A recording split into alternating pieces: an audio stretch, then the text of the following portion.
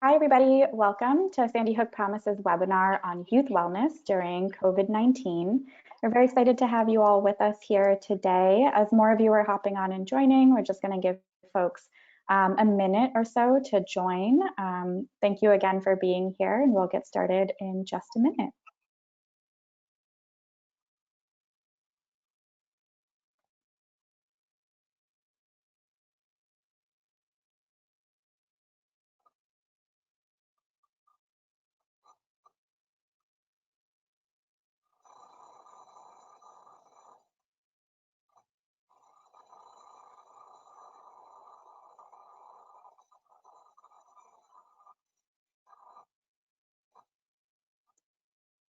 All right, welcome again. My name is Nalini Ramachandran. I am excited to have you all with us here today. As we get started, just a few technology tips. One, we are using GoToWebinar. So there's a couple of functions in play right now. One is that you're automatically on mute as you join, and your video is automatically turned off as well. That just makes sure that we can control any background noise. However, we do have a questions box function at the right-hand side of your screen. If you have questions for any of the panelists, feel free to include them there. We will do our best to answer them. If we're not able to do so in real time, we'll do every effort to make sure that we're following up with you and answering your question after the webinar. We will also be recording this webinar for future distribution. Friends, family, and coworkers who aren't able to make it, please do feel free to share that with them. And we will also be able to make the PowerPoint available. If you have any questions on the slides themselves, just go ahead and request that from us, and we're happy to send it to you. Lastly, we are using a handouts function. So if you're joining on the web, you'll be able to see on the right-hand side of your screen, we've included 2 handouts, which are PDFs included in the screen there. You should be able to access those. We'll be referencing them during the presentation, and they're there for you to download, save to your computer, and reference later as well. And with that, I'm going to get things started with introductions. So again, as I mentioned, my name is Nalini Ramachandran. I am the National Engagement Manager with Sandy Hook Promise. I manage and oversee our grassroots programs and our community outreach. And again, I'm excited to have you all here today. I'm going to go ahead and hand it off to Rachel Massey. Hi, I'm Rachel Massey. I'm the Director of Research at Sandy Hook Promise and a clinical psychologist. I've had the privilege of being part of SHP for, I guess, about 3 years now. And in addition, I have a private practice where I specialize in the treatment of children, adolescents, and their families. My background is in parent education, child development, and clinical psychology. So SHP and our programs have been a wonderful opportunity for me to put into practice the integration of mental health and education to promote kind of social emotional well-being in children and adolescents. And now I'm going to pass it off to Bay Champagne. Hello, my name is Bay. I'm the Student Programs Manager at Sandy Hook Promise. I'm a former high school teacher, and I also have a background in youth development and nonprofit organizations. Amber. Hi, my name is Amber McCormick. I am a current junior at McWanago High School in Wisconsin. I am a part of the Youth Advisory Board for Sandy Hook Promise, and now I'm going to pass it over to John. Hello, everyone. My name is John Dugan, and I have the privilege of serving as the Executive Director of Youth Leadership Programs at the Aspen Institute. The Aspen Institute is a nonprofit that works globally around issues of values-based leadership and justice. And my background is formerly in academia, where I earned a PhD in counseling and focused on human capacity building in my research. Thank you, everyone. I'm going to pass it off. We're also joined today by our Managing Director, Nicole Hockley, to say a few words to our audience at the beginning as we get started here. Nicole, off to you.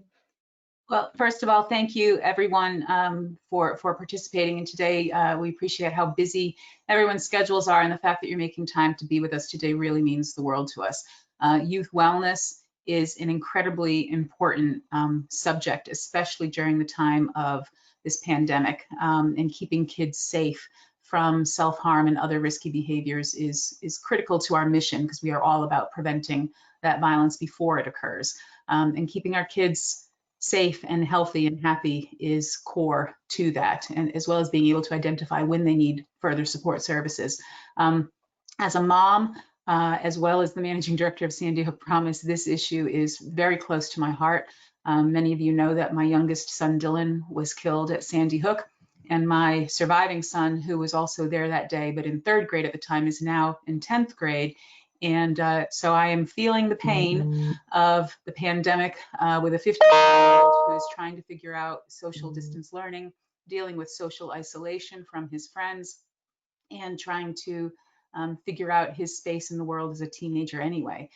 So youth wellness is always front of mind, but especially even more so now. So whether you're joining us as a partner, a parent, an educator, we just thank you for your time, and we hope that these resources and the information that we're sharing is of use to you, and we're looking forward to your feedback as well. So thank you.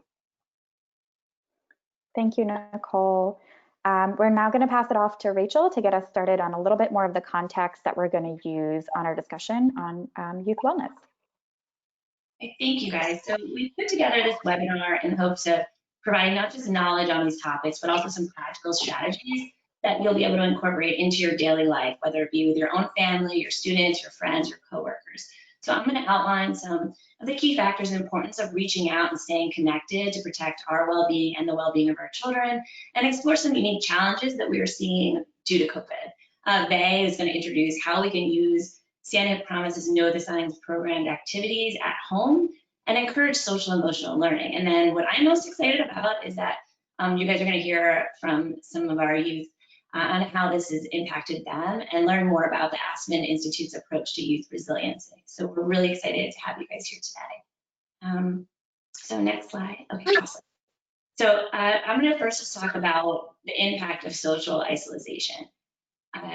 Loneliness and isolation are two concepts. They can coexist. We can be isolated and feel lonely, or they can be really separate experiences where we can feel lonely but be surrounded by people, or completely alone and not feel lonely. So, you know, we've all felt lonely at times or disconnected from others. It's natural human emotion, and it's happening kind of more and more as we kind of are in this social distancing. But we know that over time, there can be negative consequences for adults and children. So we just want to talk a little bit about that today. Loneliness is it's thought of as kind of a distressing feeling accompanied by the perception that our social needs are not being met, or we perceive that they're not being met. Isolation can either be kind of the actual absence or the perceived absence of these satisfying social relationships. So jump to the next slide, or sorry. So now I'm going to talk about the negative, sorry, you can go back, Nalini, the negative impact of loneliness on our emotional and mental health. So lonely individuals may see the social world as kind of a more threatening place, then expect more negative social interactions, and then tend to remember more of those. So that causes a difficulty to form trusting and stable connections with other people. For example, you know, if I'm feeling lonely or isolated, I might send a text to a friend and then they don't respond. If I'm in this cycle, I might then interpret that, oh, they don't want to be friends with me, thereby setting in motion kind of a cyclical process. Where if I'm not feeling that way, I might just, oh, they're busy, right? So it can cause people to actively distance themselves from would-be social partners, and it can be a difficult pattern to break. And there are kind of some negative impacts of this isolation that we know about, is that kids can have difficulty then in regulating their emotions. They may experience kind of lower self-esteem, sleep disturbances. They are at an increased risk for depression, anxiety, suicidal thoughts, and behaviors. In addition, you know, they tend to have poorer social skills, right? So if I don't have the social experiences, I don't get to practice my social skills, right? They're developed by modeling those behaviors, and then we practice them over time, and that's how we get better at these social interactions. Now, those social skills can then lead to feeling socially rejected, and it can alter the way children process information during future peer interactions. Similar to the example I gave before, children then may attend to social cues and solve social problems differently. So for example, I like to use in my office often is, you know, if you have a kid that's bullied or rejected or feeling socially isolated, they walk down the hallway and another kid just bumps into them, right? They may then perceive that as a hostile interaction and then react in a negative way based on that information, create kind of a pattern of negative or aggressive interactions. Whereas a child who may not have had those experiences get bumped into the hallway, assume, oh, it's just an accident, they go on their way. It's set for a different stage for a peer interaction. So it's important to just kind of look at this nature and think about ways that we can kind of break this pattern. Now go to the next slide, sorry. So now we kind of are looking at the impact of COVID. So what are we seeing in real time? So Sandy Hook Promise has a Say Something anonymous reporting system. This allows for students to make anonymous tips to our crisis center. What you're looking at on the graph are percentages out of 18,608 tips. These are from over 100 plus school districts across 21 states. So you can see it really gives us a really good snapshot of what our kids are experiencing in real time.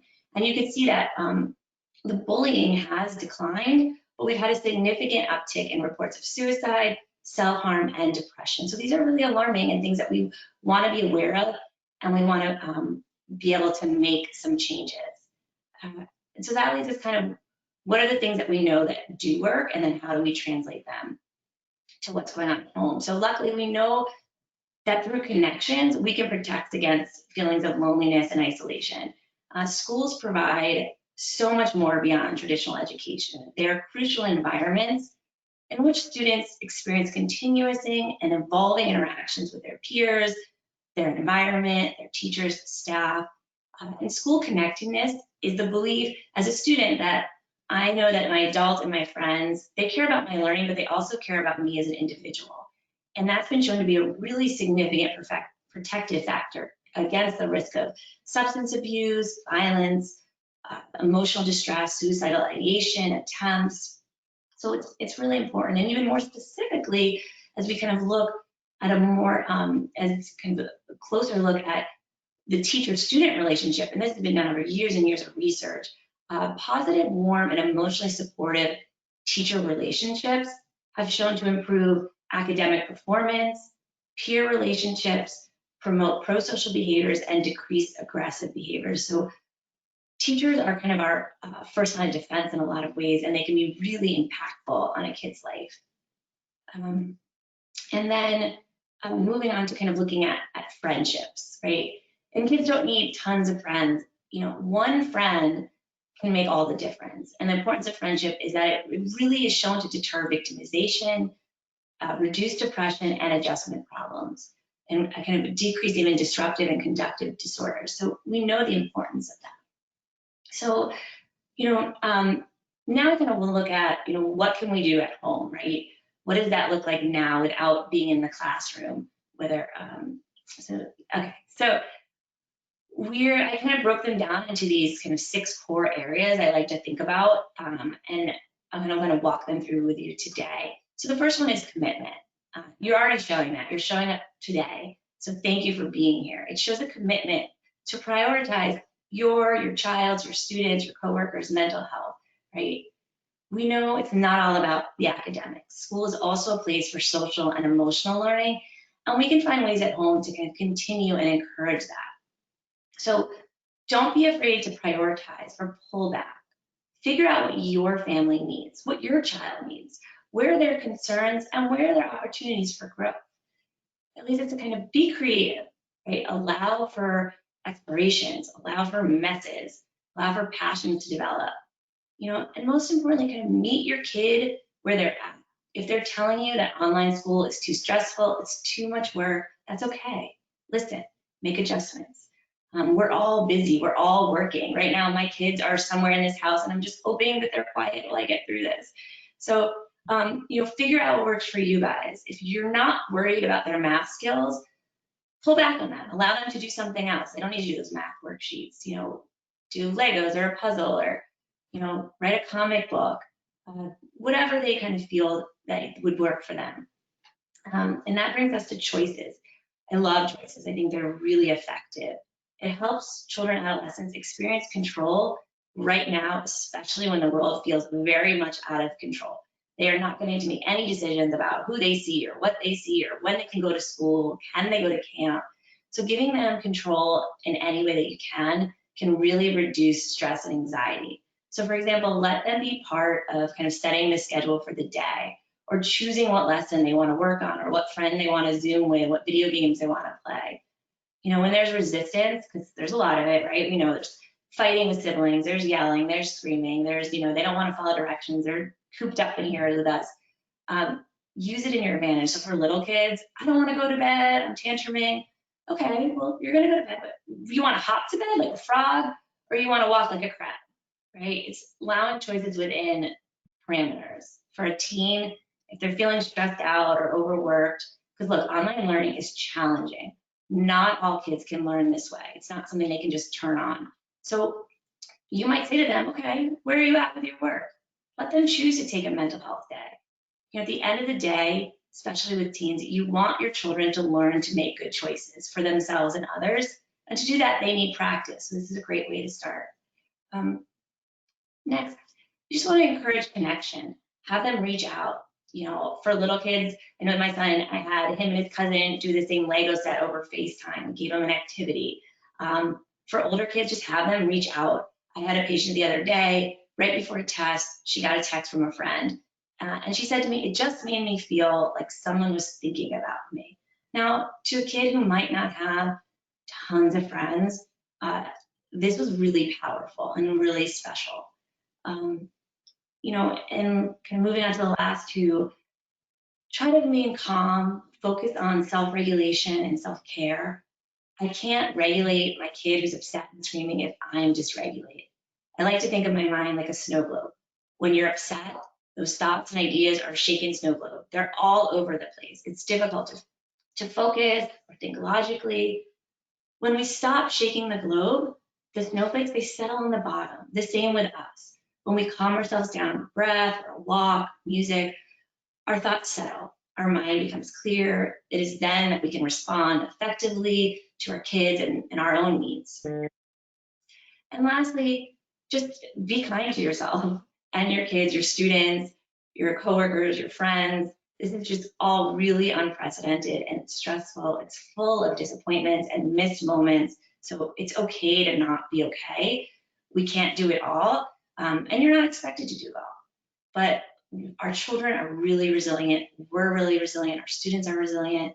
And so with that, I'm going to kind of wrap up and I'm going to pass it over to Vay because she's going to continue talking about some really practical strategies that you can do at home.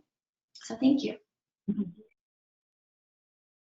Thank you, Rachel. I'd like to start off by saying another hello with a virtual high five and a virtual wave, just like these children in an elementary school that works with Sandy Hook Promises program. And I'd also like to thank the parents, the guardians, the caretakers, the educators for joining us today because you're really truly pioneers in this uncharted landscape. So now that we have the timely data from our Say Something Anonymous reporting system, and we have those cornerstone C's, commitment, connection, compassion, calm, creative, and choice that Rachel shared with us, what can we do to ensure our children and students are feeling grounded, secure, and mentally well at home? Well, as Rachel mentioned, we can prioritize social and emotional learning. So reflect on a time when you felt lonely, left out, excluded, or isolated. It's easier to relate to this after what we've all been through over the past few months. And our ability to empathize with one another's feelings of loneliness, isolation, and exclusion is ironically creating this shared human experience at this moment. As you will hear from John later on, youth are incredibly resilient. However, they need the space to feel the feelings through this pandemic. And it's similar to Rachel's snow globe analogy or my mindfulness jar analogy. We have to all be able to feel these feelings and once in a while let them settle. And we need to give youth an opportunity to innovate ways to connect to one another so they feel a sense of normalcy, consistency, and hope. So allowing time for our youth to socially connect to the people and faces that are familiar to them and to grow emotional intelligence is critical. Many would argue it precedes distance learning, standardized tests, blended learning, college applications, and other academic obligations.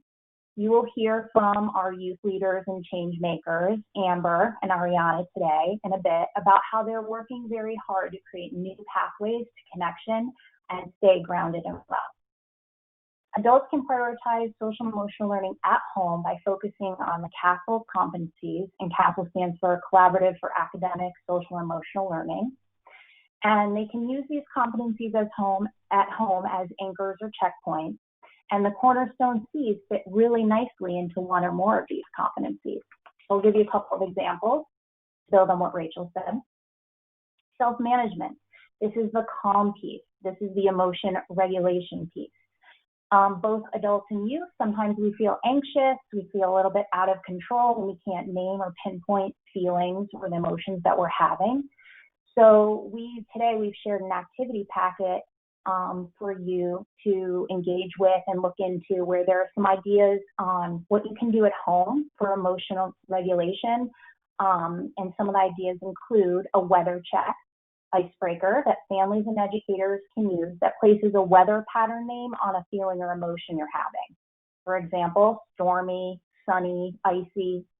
Or a thought bubble bulletin board at home can allow children to write it down and name it and share what they're thinking and feeling without getting into lengthy dialogue or probing questions and a push and pull with parents, between parents and children. And then there are just nice smile, friendly activities like a smile wall. Create a smile wall as a family. So any member of the family can write down and grab things that make them smile to give them an emotion boost when they need it. So as we know, teachers are brilliant about using these types of strategies and tools in the classroom, and families can do the same at home. Self-awareness. Rachel spoke to these, so I'll go quickly through them, is, identifying your own strengths and struggles and being able to set even the smallest goals and achieve those goals. That's about self-efficacy. Responsible decision-making is knowing when and how to reach out for help for yourself or someone else, and also giving choices, as Rachel mentioned. So children feel a sense of agency and empowerment at home. Social awareness. This is the empathy and compassion piece, being very intentional about giving positive reinforcement for pro-social behaviors, especially at this time. And relationship building, which is that connecting and reconnecting. And this is an area I'm going to be emphasizing with our Sandy Hook Promise Know the Signs program. So the CASEL competencies can be used, again, as a checkpoint and at a bit of a ruler or a scorecard at home to just check in with yourself and see if you're meeting maybe one or more of these each day. And now for just a brief overview of Sandy Hook Promise's Know the Signs programs for young people, the central mission being violence prevention. Start with Hello equips and empowers young people to be inclusive, kind, and accepting of others by reaching out and helping students who are feeling left out.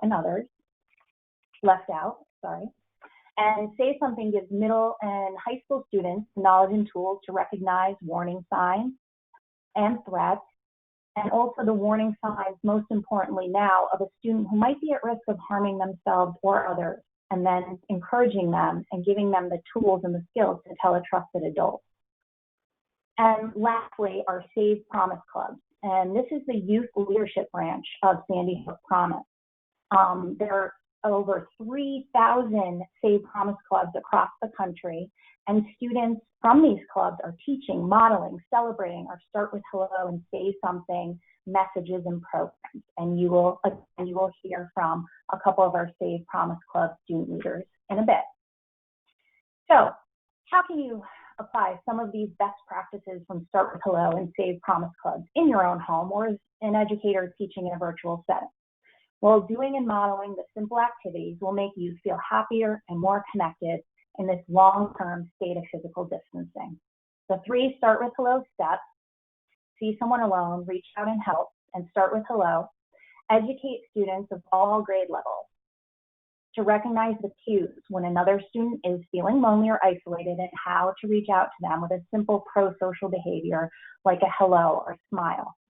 Throughout this physical distancing period, all youth have experienced feelings of the loneliness and isolation as we've shared, and this can actually be empathy-inducing as well. They're missing their classmates and the structure of the school day, as well as spirited times like Start with Hello Awareness Weeks in September. that are portrayed in a couple of photos that Nalini was sharing earlier. So students love distributing things like kindness notes and surprising classmates with notes of appreciation and encouragement. And we can do the same type of activity with old-fashioned postcards and things that I did when I was in elementary school, like pen pal exchanges. Perhaps you'd like to take a note card now and write your own hellogram. I know it sounds like I'm giving you homework, but Nalini did share a sample hellogram, and this is just something that you can share with someone, give to someone in your household, your neighborhood. Adults can model how sending a hellogram, this simple act, can make someone feel appreciated and special, and a parent could place it under their child's pillow, or an educator could give it as their class's homework assignment and ask their students to write 5 hellograms for members of an elderly care facility or for some first responders, for example. And always remembering with this, there's a healing power to doing good, even the smallest, kindest, simplest acts and actions. So your children can continue to connect, sending things with kind words, stick to you notes virtually. Of course, we can't forget gratitude. And here's just a couple of examples. Amber will share her gratitude challenge with you later on, which I absolutely love. And all of us, we can encourage students to do things, share a quick video to thank a classmate who helped them with a project, or send a selfie with a "I'm grateful for you because" sign. These all can reinforce that helping one another and being grateful for that help, again, can make all of us, or both sides, feel happy. If you want to be a little more creative and spread some joy, you can do kind of how I started my presentation, send a virtual high five, a virtual wave, or create a homemade Start with Hello photo booth frame and encourage your children and students to send friendly, smiling photo booth pictures to a classmate that they don't often socialize with, and maybe experiencing that extreme social isolation or loneliness now, and that's the handmade, wonderful photo booth. And if we aren't sure how younger children and students are truly feeling about the physical separation from peers, educators, and school buildings and campuses, well, animated characters can be a great teaching tool. And for example, Start with Hello digital elementary program highlights these cute, charismatic characters like Dot and Jasmine, Malik and Carlos that you'll see on the next couple of screens. And these characters help children explore empathy and help them learn and reinforce the 3 steps of Start with Hello. While many of the scenarios in the videos are school-based, the interactive storybook, you can see a page in the storybook here. It's called Recess on the Moon, and Project Promise are great activities that adults and children, parents and children can do together to just explore the feelings and open up the door to communication about, August, September 2020, when school is going to be different in many ways. It really does take courage to say hello and to reacquaint with the school community, especially when we're going to be bridging into these new ways of school, like being in school. Certainly we'll all need to test out some of these new courageous ways to connect in person and virtually.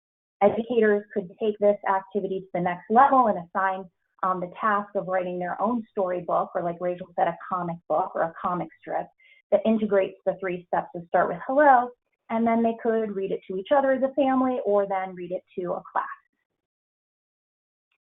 Creativity can involve honing many social emotional learning competencies.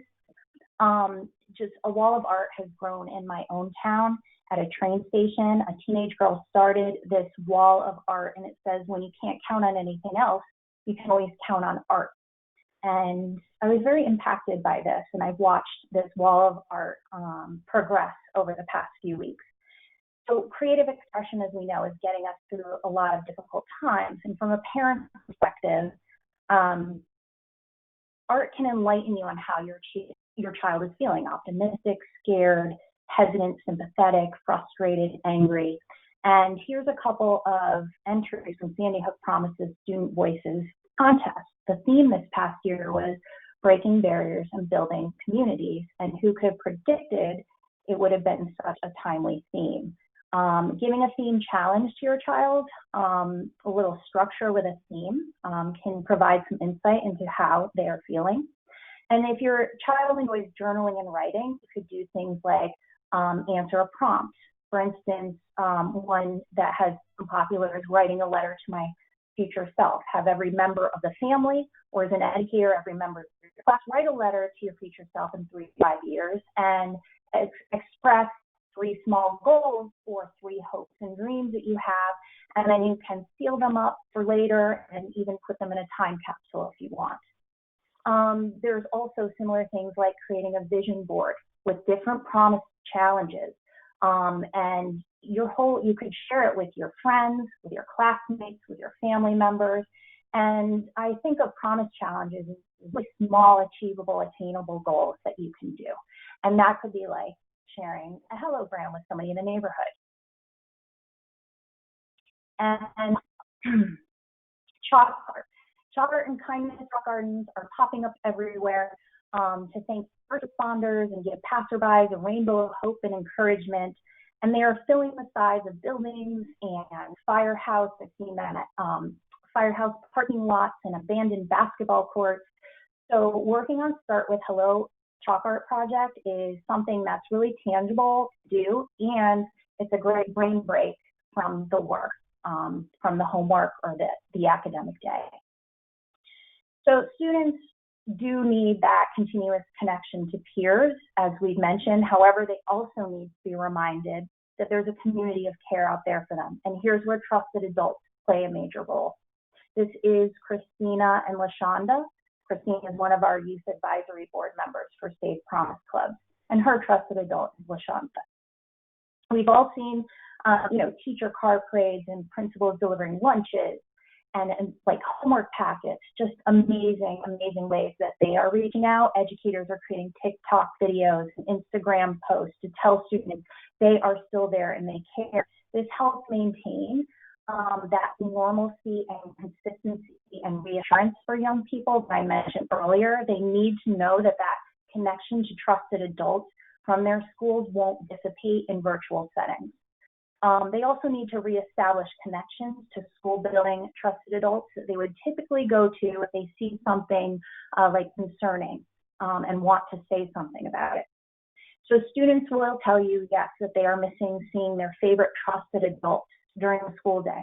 It could be a crossing guard, school resource officer, principal, school counselor. So encourage your, again, I know it's writing another note, but on the next slide, you'll see like, encourage your child to write a note to a trusted adult, thanking them for being there, especially now, and set up a space in your home where students could even look at the friendly faces, including family members, friends, and educators, to remind them that that community of care still exists for them. On the next slide, you'll see this year an adorable picture, a couple of pictures. Staley Elementary School participated in Start with Hello Week, and their educators plan to dress like a helper day. And you can see that one boy dressed up as his favorite teacher, and a girl and her teacher dressed up as physicians. These type of dress-up days, theme days, or even virtual spirit weeks can serve dual purposes. They mix up the routine of hopping on a laptop or Chromebook for a virtual lesson and can spark a circle discussion about helpers and how the students have reached out and helped others, or how others have helped them. So it just brings some fun, some imagination to the day. And as a former high school teacher, I can assure you that my students in high school have completely gotten into this activity too. Just a final point about connecting to adults. You can see a couple more images of the trusted adults who embrace Sandy Hook Promises Know the Signs program. Just make a point as parents to reach out and share your appreciation for the extra efforts that they're making in these difficult times to be that consistent presence in your child's life. So self-care. Rachel made mention to this, and there are tremendous resources out there for self-care, mindfulness, and other types of things that you can do for yourself. But I'm going to briefly to the compassion. This is about compassion for yourself. And a couple of things can help every member of a family home stay more calm and emotionally regulated.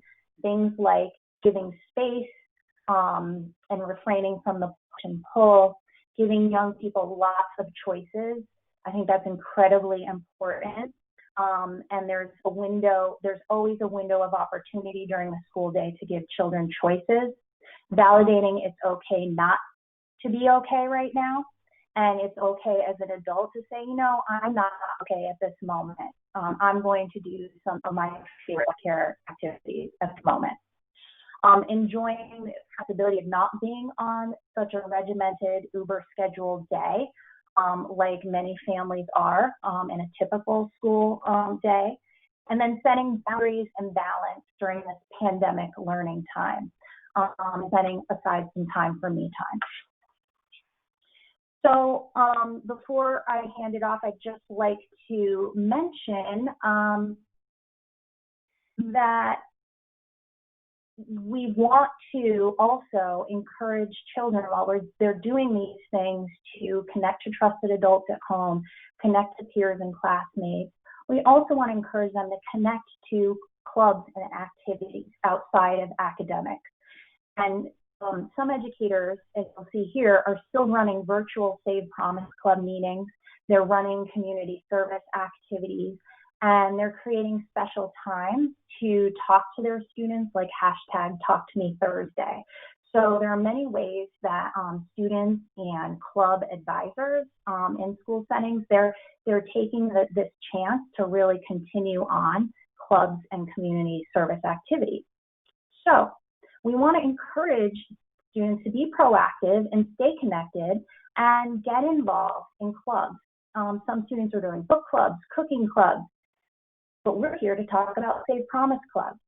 And Save Promise Clubs, each year we select, we're in the process of the selection now, we select between 8 and 12 National Youth Advisory Board members. And this is just an amazing group of change makers from all around the country who want to make a difference in their communities.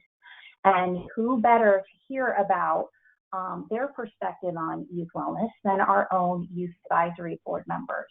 They're pioneers for compassion and empathy, and they demonstrate incredible resiliency, which John will speak to. So Amber, we're excited to hear from you. Thank you so much, Faye. I am so happy to be a part of the Youth Advisory Board and be able to share my perspective on what's going on, especially during this weird time of a new normal. So one of the strategies that my club has been trying to reach out to our students and to my peers, my friends, is about shifting the perspective. And basically that means changing your mindset to be things of what you can't do. Maybe you couldn't do your spring sports season and you couldn't go to your prom and you can't go to graduation. But it's more about changing your mindset to what you can do now and seeing this as a blessing in disguise about these new opportunities that you can have. I know one thing that I'm super excited I can do now is sleep in so I don't have to get up at 5 a.m. to go to school. But it's just little things that you can be appreciative of so that you're not always in the negative mindset of, I can't do this, I can't do that. But it's now about changing your idea to what you can do. And that is so important so that students and teens don't get so focused on that negative mindset and all of these things that can bring you down and just make you feel so sad. So just a little change in the mindset, shifting that perspective to see a positive light. And one way my club has specifically done that is through a gratitude challenge.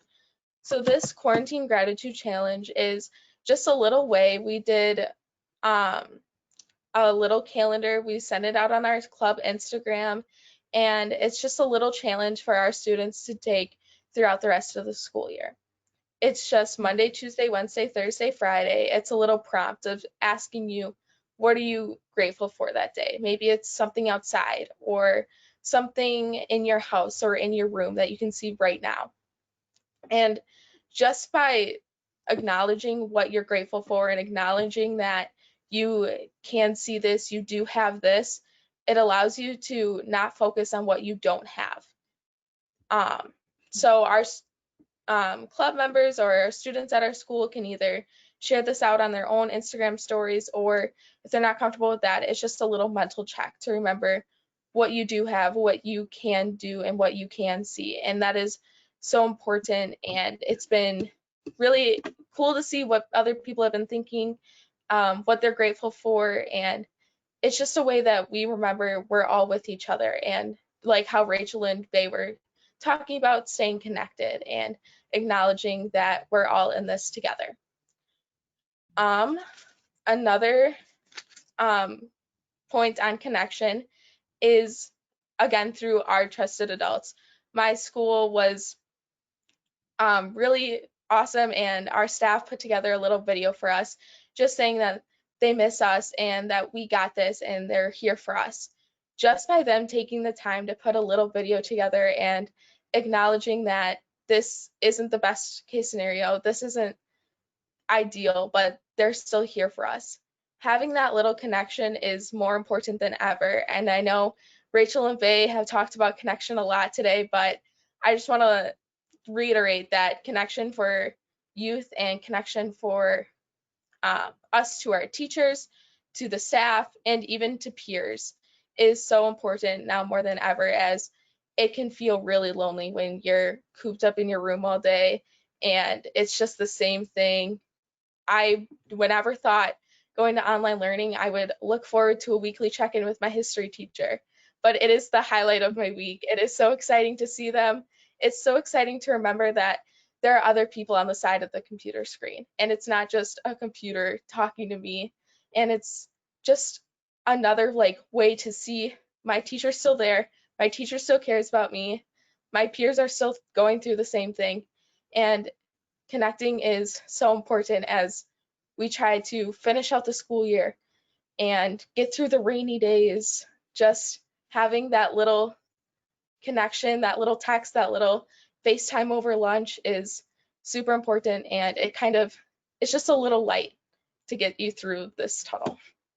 And now I want to hand it over to Nalini. Yeah, thank you so much, Amber. Ariana Gross is our other Youth Advisory Board member. She wasn't able to join us today. Her advisor, Charmaine, is on the line, who might be able to provide some more information, but I wanted to share on behalf of Ariana, I won't be able to do it nearly as well as she will, some more stuff that her club is doing and how they are working to foster connection and work through youth resiliency during this pandemic. So Ariana is with Jared's Hearts of Success, is a Safe Promise Club based in Georgia. And as you can see here, they're doing a lot in terms of connection and then working on this virtually as well. The links or the connection rings to bring folks together and to make sure that their clubs are feeling supported and their members are feeling supported. She has also coined a new term, which I really like, called practicing your P's, PEAs, positive, enjoyable activities. So as you heard from Amber, of course, it's really important that everybody is taking care of themselves, youth included, that we're doing things that make us feel good. And whether that is going outside for a run, whether that's hopping on a FaceTime with your friend or a Zoom call with your family, identifying things that make you feel good and make you feel happy and prioritizing those, even if it means that you have to put some of your work, your homework, your schoolwork, your work on the back burner, making sure that those positive, enjoyable activities come first and foremost. And you can see here a little bit more of Jared's Hearts of Success, our Safe Promise Club in Georgia, their work that they've been doing to create these connections, taking National Youth Violence Prevention Week, which generally happens in person, and taking it online and taking it virtual, and making sure that they're using all the virtual tools possible to foster connections and make sure that their club members continue to feel like they're engaged. And that they are taking care of themselves and that they're being supported by one another. I am going to now hand it over, as you've heard from Amber, you've heard from me on behalf of Ariana, a little bit more about how youth are feeling. I'm going to hand it over to John to talk a little bit more about some insight on youth and youth resiliency. Great, and thank you so much. You may have seen me taking notes from all of my colleagues who were talking. Your brilliance shines through, and I think we're all in this world working together. One of the things that I think is a gift in this crisis is that invisible thread that connects us all is a little bit more visible right now. And if we can all start pulling together, the opportunities to support one another, to undergird the things we believe in, will be a little bit easier. And Amber, you and Ariana, for me, give me quite a bit of resilience myself. I just want to name that seeing the work you're doing is so critical, important, and I hope you know every day that you're affecting everyone around you. I want to make sure that doesn't go unsaid. At the Aspen Institute, we work with a wide range along the opportunity spectrum, from folks who are at the lowest socioeconomic ladders to those who have quite a lot of opportunity. And so I want to talk to you today about one of our programs, the Aspen Young Leaders Fellowship, and talk to you about it a little bit in the context of less show and tell and more what are the lessons we're learning right now that might be transferable into the work that you're doing, whether you're a parent, whether you're a teacher, a family member, or a young person tuning in. The Aspen Young Leader Fellowship is really predicated in this idea that young people are brilliantly talented. And it's our responsibility to collectively lift as communities to ensure that their talent leads to opportunities and opportunities lead to success, whether that's socioeconomic mobility, degree completion, job success, the whole range of what that looks like. And in particular, how we understand our communities as a fabric that needs constant stitching together, everyone doing their part to weave that into a whole. And I love that analogy because it relates to resilience. I think of resilience much less as a static concept that someone either has or doesn't have, but as something we're constantly building on, constantly working on from the earliest stages. We know that the seeds of resilience, leadership, community engagement are planted at the youngest ages. And so the idea of protective factors become really important. So we define resilience as one of our core outcomes, and we define it as the ability to persist amid adversity and to positively cope with stress. So there's two parts there. It's one, how do you sort of persist? What are the skills and tactics you're using in the face of conflict? And then how do you cope with stress, which everyone experiences to varying degrees at different times. As the COVID crisis emerged, we knew that in the Aspen Young Leaders Fellowship, our youth would be affected pretty directly. What we didn't expect is how significant that would be on our outcome of resilience. So we measure from session to session how resilient our communities are feeling, and in particular our youth. And we see this upward incline as we engage with parents and young people. And if you can hit the, oh, it's already there. Perfect, Lini, thank you. What we saw that was incredibly anxiety inducing for us was that there was a 78% drop in resilience in the first 2 weeks of the pandemic.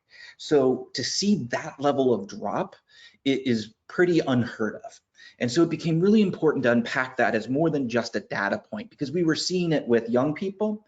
The drop was most significant for the most vulnerable, so those who did not have a socioeconomic safety net, for those who did not have a parental or friendship support group, for those who were experiencing the isolation and loneliness, that drop was more intense. But we did see it across the board. We also saw it in the teachers that we were working with, in the adults who we were working with. And I want to get beyond the statistic and share a quote from one of our young people that I think really brings this alive, because a number is just a number. This young woman grew up in St. Louis. In our communities, 1 in 7 of our young people are directly affected in their immediate family by gun violence. In our communities, most of our families are taking, most of our youth are taking on direct responsibility for family functions, so raising siblings, helping to bring in income. And this young woman said to me and our team, I don't know what to do right now. This is 2 weeks into the pandemic. My family has struggled so much just so that I could get into this community college.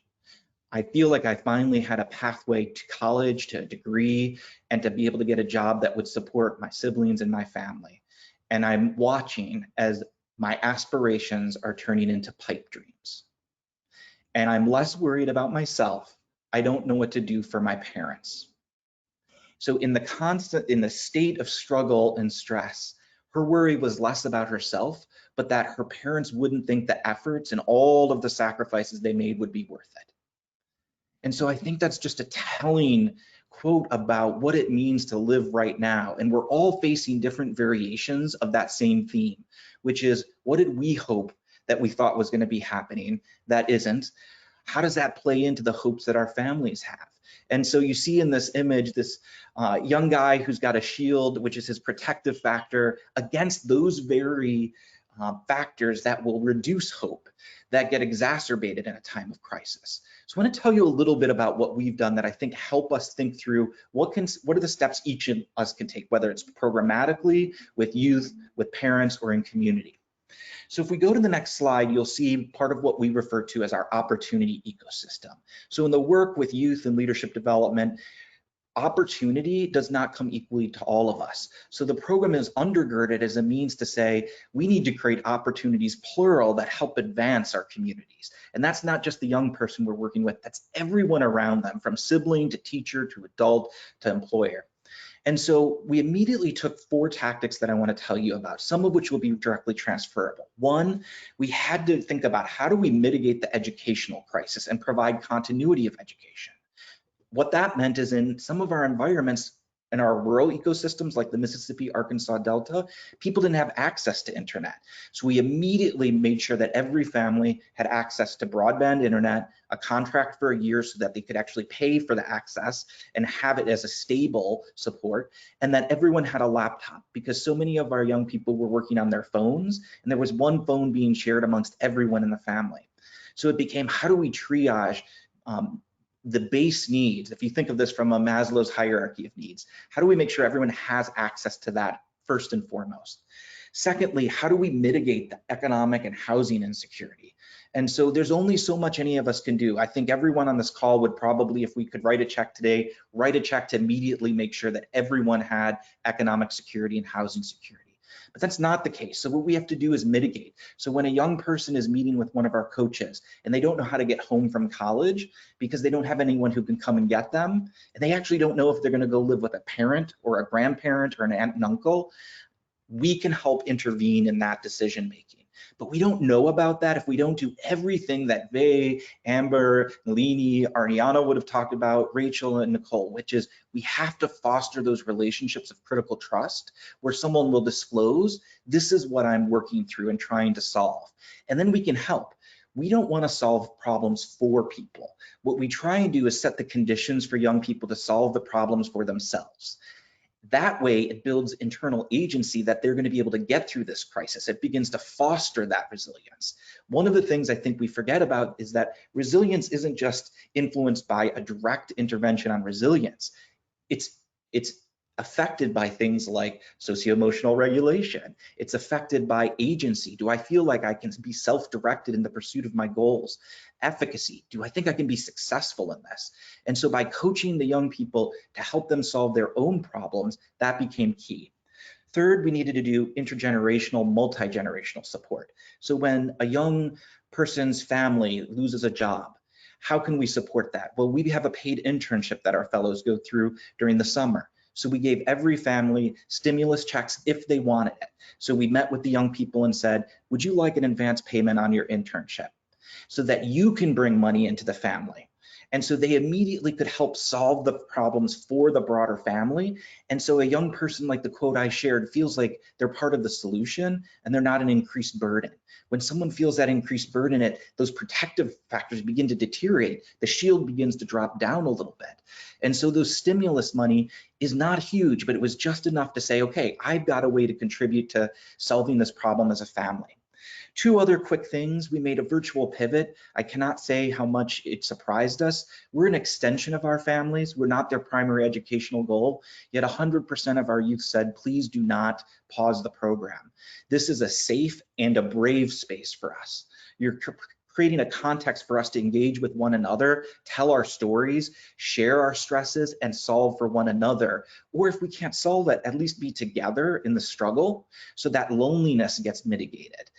And then finally, part of what we did to address the immediate drop in resilience relates to early research that from my colleagues and that we did around what happens when someone doesn't have role models immediately in their environment that help guide their values development and help support their efficacy. But we knew right away that distant others, so someone you don't know, but you perceive as investing in you. So think about what Amber talked about, all of her teachers with a sign that said, I care about you. We can do that at an even greater scale. And so we launched a program that our youth conceived called Youth Lead Now that brings noted significant leaders from across the country into the homes with family and young people to talk about what does resilience look like. In education, what does it look like in your career trajectory? And we open it up not just to the young people we're serving, but their parents, so their parents can learn, their siblings, their cousins, their teachers. And so I'm happy to share with you all that we would love to invite you all to be part of that process of building resilience through Sandy Hook Promise. And so our next session that we're having is next week, if it's of interest. We'll be talking with Troy Carter, who's an entrepreneur who went from homeless and living out of his car to a major CEO. He discovered Lady Gaga and John Legend, and has a really compelling story that we can all draw lessons from to help in this work. And so I'll just end with saying that there's not going to be one quick solution, but I think the solution that we can rely on most readily right now is one another. And so we're here for you all at the Aspen Institute. More importantly, the work that you are doing is so good. It gives me such a depth of hope that however the new normal looks after this, we'll be in it together, and our young people will feel resilient and capable to surmount just about anything they encounter. So thank you. Thank you so much, John. And thank you to everyone who's been with us on this call today. A couple things to wrap up here. This is the tip of the iceberg. There's a lot of factors that go into youth wellness and a wealth of resources to help foster connectedness. We hope that this is provided, again, an introduction to that. And we want to send you home with some of these as well. We will be distributing these slides. We'll be distributing the recording as well. We want to encourage you to use that youth activity guide that has been handed out to you virtually today, and adapt it to make it work for you and make it work for yourself and your family. They also mentioned our digital learning system. You all have access to that to see if that's something you're interested in, want to connect with virtually online. And we also have a dynamic post on our website that collects all of this information about social emotional learning at home. Again, we'll send this all around so you can follow up with these links and make sure you're continuing to stay engaged with activities that can build your resilience between both you and your family. And we'll encourage you to plug into those, and we'll share more information about the Aspen Institute's upcoming series as well. If you're not already following us on social media, way to learn about what's going on, how we're responding to COVID-19, and how we're adapting our programs to help students and parents at home. If you're not already a Promise leader, we also encourage you to visit our website with our volunteer page. Promise leaders take on elevated activities with us to help promote our programs as well as our policy initiatives. It's a wonderful way to stay involved. If you felt more inspired by this and you felt like you wanted to do more, I strongly encourage you to head there and learn more about what you can do to stay involved with Sandy Hook Promise at an elevated level. And lastly, I did see many questions come in, many of them directed to certain speakers. So what I'll be doing is collecting those questions, directing them right back at the folks who I think will answer them best, and hope to get back to you most immediately there. However, if you want to transfer your questions over and reach out to us directly, our email address is advocacy@sandyhookpromise.org. We monitor that and we'll answer every question that comes in. So please don't hesitate. If you had a question that you really want answered, please send it over there and we'll do everything we can to answer that there. We are at the very top of the hour, and I want to say just a heartfelt thank you to all of you for being here. I know there's a lot of parents, educators, caregivers. We have students on the line. There's just a robust set of folks who have joined this. This is our last webinar of the month, and I'm really excited to be leaving it on this note of hope and resiliency and positivity and encouragement, that solutions are out there and that you can help foster youth wellness for yourself and your family. And a big thank you to our speakers for being here as well. Again, we're going to distribute this recording, and we hope you can share it out with your friends and family who might benefit from this information as well. None of this is private. All of it is public and accessible. The more folks who get it, the better. And with that, Thank you again. We hope you have a wonderful rest of your day and take care.